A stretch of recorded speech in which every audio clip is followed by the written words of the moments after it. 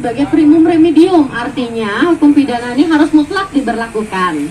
Nah sekarang kalau kita lihat, kita tarik ITE, undang-undang ITE ini masuk kemana? Undang-undang ITE ini sebenarnya adalah masuk ke wilayah ultimum remedium, karena di dalam satu undang-undang itu memungkinkan adanya pidana dan perdata. Yang kedua, dia bukan serious crime atau kejahatan yang serius. Kejahatan yang serius mesti adanya itu adalah terorisme, perdagangan obat-obat terlarang. Nah itu mutlak harus pidana, nggak bisa diselesaikan di luar hukum pidana. Nah sekarang kalau kita kaitkan ke ITE, maka sebenarnya ini harusnya pidana menjadi jalan terakhir.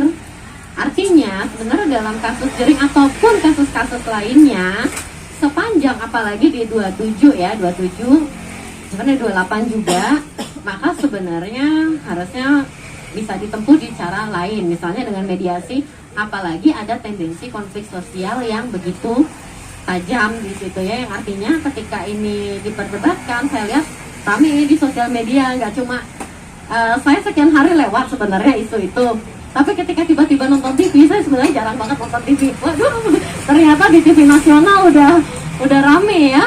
Nah, jadi ini kan membelah perdebatan apakah ini kebebasan berekspresi, kebebasan menyampaikan pendapat, atau ini sebenarnya adalah tindak pidana. Pantas nggak perkara seperti ini sebenarnya naik? Kan itu menjadi satu ukuran yang kita bahas.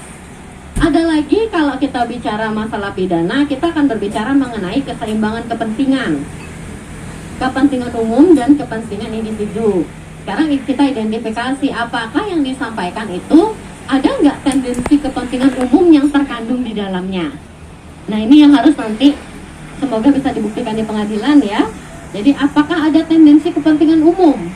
Kalau ada tendensi kepentingan umum, maka ini sebenarnya adalah harus dibahas dalam konteks evaluasi kebijakan, konteks peran serta masyarakat dalam mengomentari kebijakan. Saya kaitkan dengan ilmu pengetahuan. Ilmu pengetahuan pada dasarnya adalah sangat boleh untuk dibantah, sangat boleh untuk diperdebatkan satu sama lain.